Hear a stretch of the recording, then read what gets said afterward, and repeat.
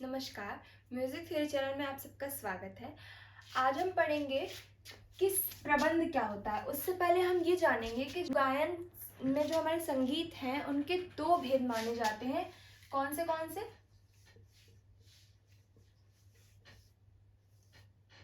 निबद्ध गान और अनिबद्ध गान।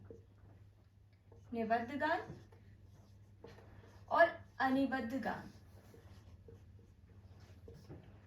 निबद्ध गान वो माना जाता है जो तालबद्ध होता है, या हम जिसे कह सकते हैं सरल भाषा में अगर हम इसे समझें तो जो ताल में बंधा हुआ होता है उसे हम कहते हैं निबद्ध गान। और अनिबद्ध गान वो होता है जो ताल में बंधा हुआ ना हो, तो उसे हम कहेंगे अनिबद्ध गान। अब प्राचीन काल में जो निबद्ध गान थे उनके 3 प्रकार बताए गए। कौन से? प्रबंध, जिसे हम प्रबंध गान भी कहते हैं। अब प्रबंध प्राचीन समय से ही हमारी जो गायन शैलियां हैं भारतीय संगीत की, उनमें परिवर्तन हुए, उनके नामों में भी परिवर्तन हुए। तो सबसे पहले हम ये जानते हैं कि जो प्रबंध है, हम ऐसा मानते हैं कि प्राचीन काल में जो गायन शैली थी वो प्रबंध गान था, फिर जाति गायन, फिर ऐसे अब जो राग गायन है। तो प्रबंध गान में सबसे पहले आज हम प्रबंध गान के बारे में पढ़ेंगे कि प्रबंध गान कितने प्रकार के हैं, इसके अंग क्या क्या हैं, इसकी जातियां कौन सी हैं, इसके धातु कौन से हैं। तो सबसे पहले हम ये जानेंगे कि प्रबंध कितने प्रकार के होते हैं। तो सबसे पहले मतंग जो थे, उनने बृहदेशी में मतंग मुनि, जिन्हें हम जानते हैं मतंग मुनि के नाम से, उन्होंने प्रबंध के 49 प्रकार माने। और जो शारंगदेव थे उन्होंने प्रबंध के 3 प्रकार माने। शारंगदेव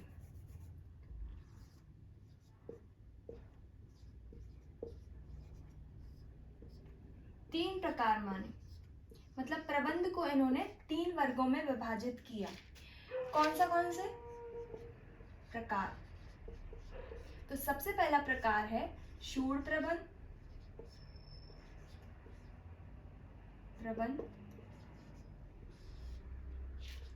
आलिक्रम प्रबंध,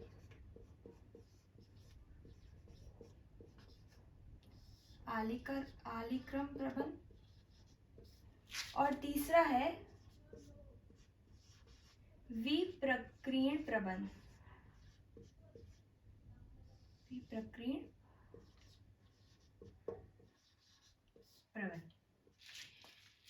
तो शारंगदेव के अनुसार उन्होंने प्रबंध को 3 वर्गों में बांटा, जिसका पहला नाम है शूर प्रबंध, आलिक्रम प्रबंध और विप्रकीर्ण प्रबंध। अब आगे हम देखेंगे कि जो प्रबंध है उसके अंग कौन से हैं और कितने हैं। तो जो प्रबंध है उसके मुख्य रूप से 6 अंग माने जाते हैं, जिसे हम षाडांग के नाम से भी जानते हैं। तो प्रबंध के मुख्य रूप से शारंगदेव ने 6 अंग माने।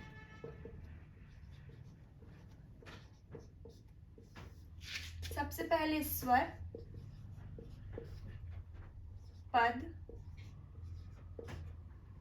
ताल, पाठ,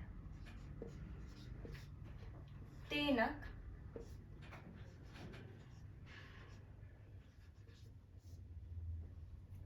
और विरुद्ध।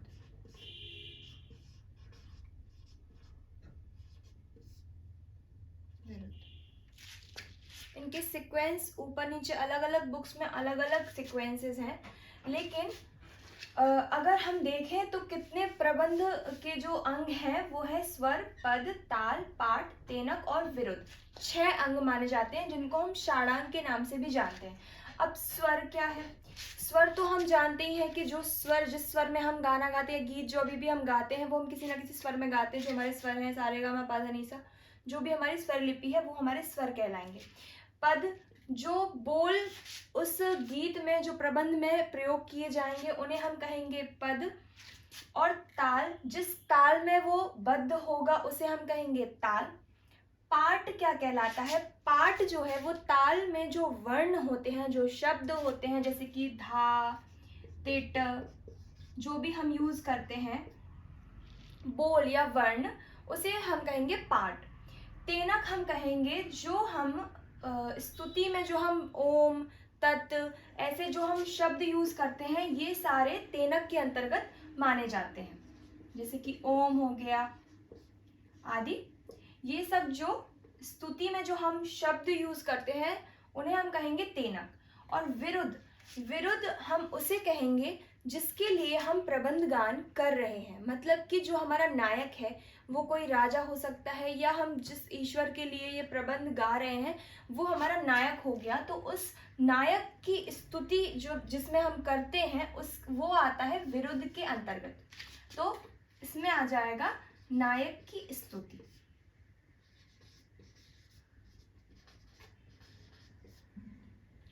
अब वो कोई भी हो सकता है, या तो वो भगवान हो सकते हैं, या वो कोई राजा हो सकता है, या जिसके लिए भी, जिसे भी हम प्रसन्न करने के लिए हम प्रबंध गान कर रहे हैं वो हमारा विरुद्ध के अंतर्गत आएगा।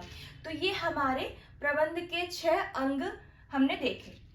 अब हमने ये देखा कि 3 इसके प्रकार हो गए, शूर प्रबंध, आलिक्रम प्रबंध और विप्रकीर्ण प्रबंध, और इसके हमने 6 अंग देखे।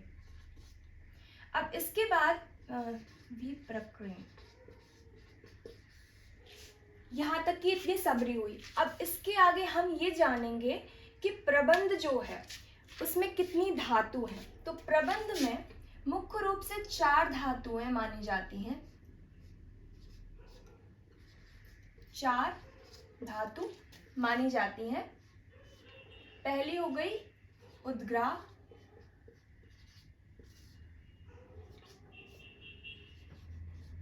ध्रुव, मेलापक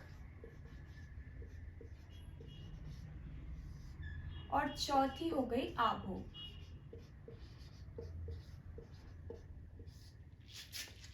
ये हम मुख्य रूप से प्रबंध की 4 धातुओं के नाम से हम इन्हें जानते हैं। तो सबसे ज्यादा कंफ्यूजन इसी में होती है जब हम प्रबंध पढ़ते हैं कि इनमें से अंग कौन से हैं, इनकी धातु कौन सी है, इनके प्रकार कौन से हैं और इनकी जातियां भी अगर हम इनकी देखें तो सबसे पहले अगर हम इसकी जातियां देखें तो सबसे पहली जाति है मेदिनी,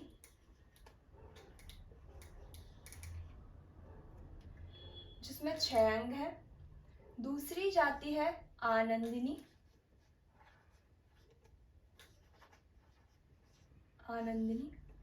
जिसमें 5 अंग है।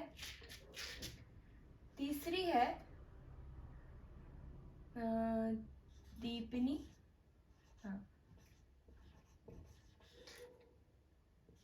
4 अंग है। और चौथी है भाड़िनी, जिसमें 3 अंग माने जाते हैं। और 5वीं है तारावली, जिसमें 2 अंग हैं। अब जाति में अगर हम कोई भी अगर हम देखें प्रबंध की जाति तो उसमें कम से कम 2 अंग होने चाहिए। और जो मेदिनी है इसमें जब हम सारे अंग, अगर हम कहें कि जो प्रबंध है जिसमें सारे अंग हैं तो सारे टोटल हमारे 6 अंग हैं तो उसे हम कहेंगे मेदिनी। और कम से कम अगर होने ही चाहिए तभी वह कोई जाति प्रबंध की कहलाएगी, तो उसमें कम से कम 2 अंग होने ही चाहिए। तो इस प्रकार हमने देखा कि प्रबंध क्या है, प्रबंध के प्रकार क्या है, उसके अंग क्या है, उसकी धातु क्या है और उसकी जाति क्या है। तो इस प्रकार आज हमने प्रबंध की जितने भी प्रकार थे, जो अंग थे, धातु थी, उन सबको अच्छी तरह समझा। आगे इसी तरह की वीडियो देखने के लिए चैनल को सब्सक्राइब और लाइक करें। धन्यवाद।